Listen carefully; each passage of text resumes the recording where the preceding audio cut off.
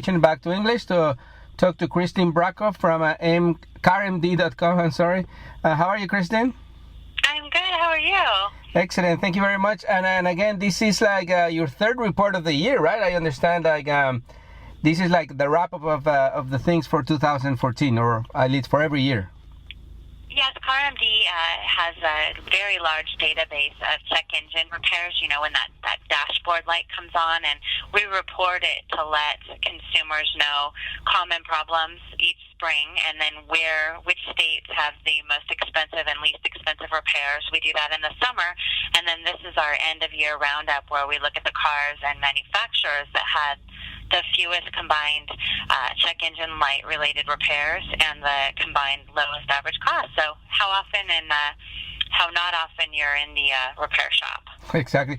This is a great report. I have to. I mean, not that I don't like the other ones, but I think this is much clearer for consumers who are like looking for cars. Maybe not a new car, but like this talks about cars that are up to 10 years old, right? So I mean, it gives you. We go back 10 years because the average car now on the road is 11 years old, and not everybody can afford a brand new car. So we just want folks to know, which ones have the fewest problems, and you want to be on the road. You don't want to be sitting getting your car looked at. Yeah. So the top 10 list for the manufacturers is headed by Honda, which went up 5 spots. That's pretty dramatic for just 1 year, no? Yeah, I mean, we feel very, very good about the data, yes. No, but I mean, like Honda in particular, like went from 5 to 1 in just 1 year. How could that be?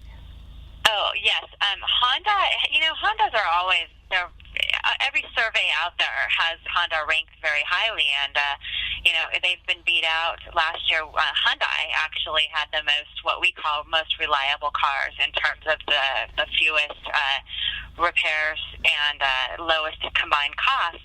And this year, Honda jumped up and beat out Hyundai and beat out Toyota. And as far as CarMD is concerned, Toyota typically has been in the lead. So it's interesting to see Honda just continues to improve. And, one reason is that when we first started doing this, CarMD used to find that, like, the Honda minivans scored very poorly. They were in the shop a lot. And the Odysseys just continue to climb and climb and climb. And I think they really help Honda's rankings very much. So this report, it's about the whole lineup for a manufacturer, but there's also, like, individual categories for cars, right?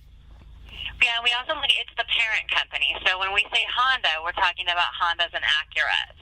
So they're all included in the calculations, and we look at the parent company. So the other very useful information in this report is the cost, the average cost of repair for each manufacturer, and in this case, if I'm correct, Chrysler is the lowest. No, Mazda is the lowest, right? Mazda, yeah. Mazdas are the lowest to repair.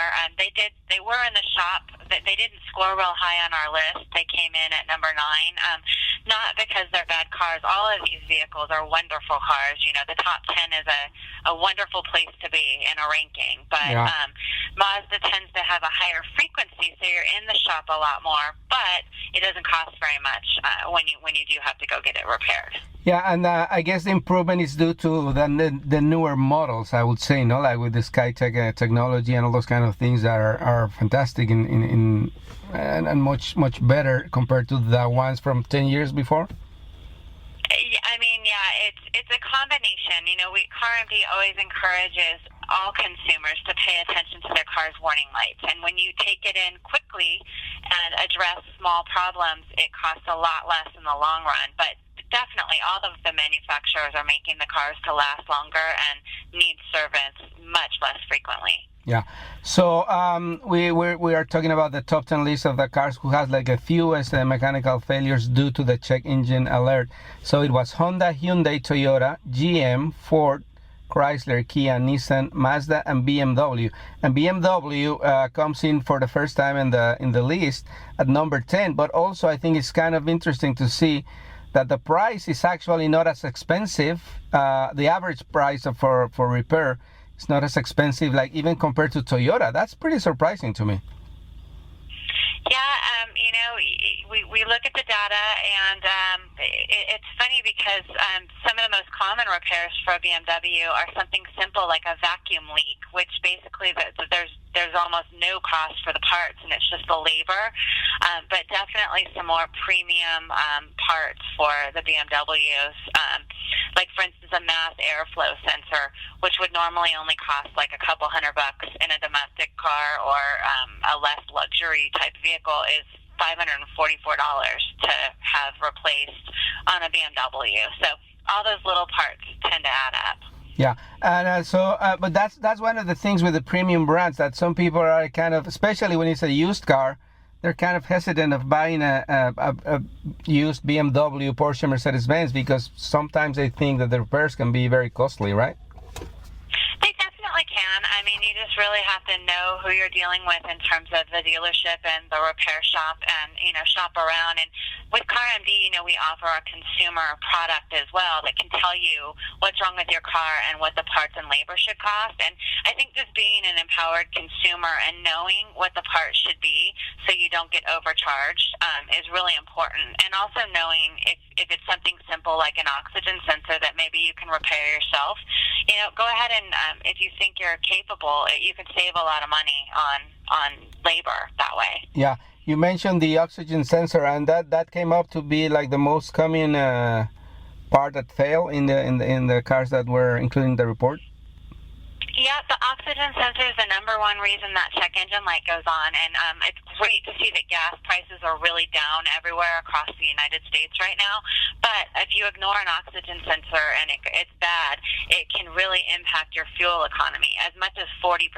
So we encourage people to always have those parts replaced when necessary, and it can save you a lot of money in gas mileage. Yeah, and as we have talked before in other interviews for your reports, the oxygen sensor failure can lead to something that is not even more of greater damage, but also much more expensive, right?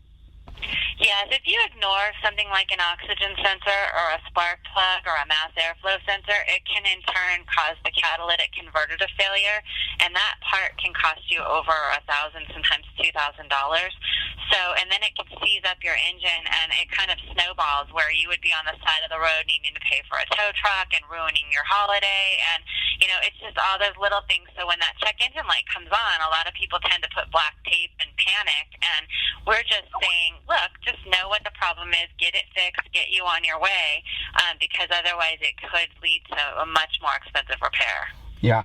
So talking about the most expensive, the repair in the average of your top 10 list, Toyota came in at first place, but that's due to the abundance of hybrid cars, I guess, and batteries and those kind of things that are more expensive. Yeah, I mean, definitely Toyota, they don't have a lot of frequency of repairs. People do not bring their Toyotas into the shop very often, but the price is a little bit higher. The Prius, like a hybrid battery, can cost upwards of $3,000, so that definitely contributes. But also, people drive their Toyotas for years and years and years. There's a lot of older model cars, so when you need to replace like a transmission or a catalytic converter or something that doesn't fail until it's a decade old, you know what? That's still not a bad thing, because all those years that you didn't have a car payment. So we're not necessarily seeing when the average repair cost is high that it's a bad thing. We're just presenting the data, as we see it in our database. Yeah. So, what are other big surprises for you in this report? I mean, it's pretty much everybody is doing really great cars, right? It's more to the consumer to pay attention. Yeah, no, I mean, some other interesting news. I think everybody knows that Ford trucks are good quality, but they actually won the entire truck category according to the CarMD Vehicle Health Index this year. So you have a 2011 Ford F-150 coming in first place, and then you've got the 2012 F-250 and the 2010 F-150. So as far as reliability and, few headaches and low repair costs, that's a great truck.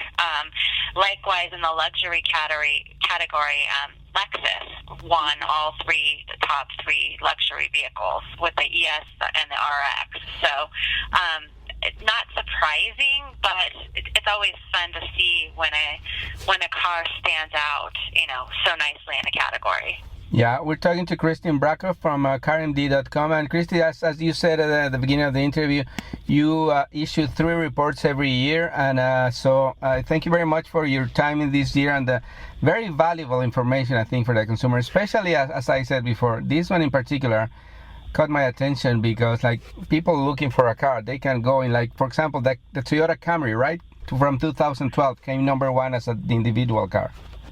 Yep, and you can see all of this data at CarMD.com and, learn and research, whatever you're looking for in terms of check engine data and car reliability. CarMD's got it, and we just want to encourage people to know what they're buying and pay attention to those repairs.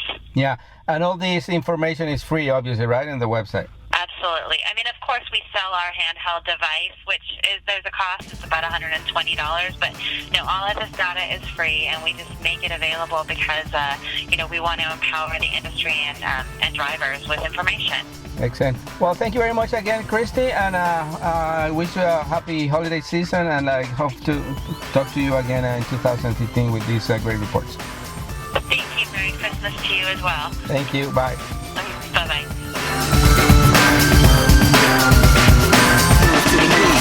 Este programa fue una producción de National Latino Broadcasting.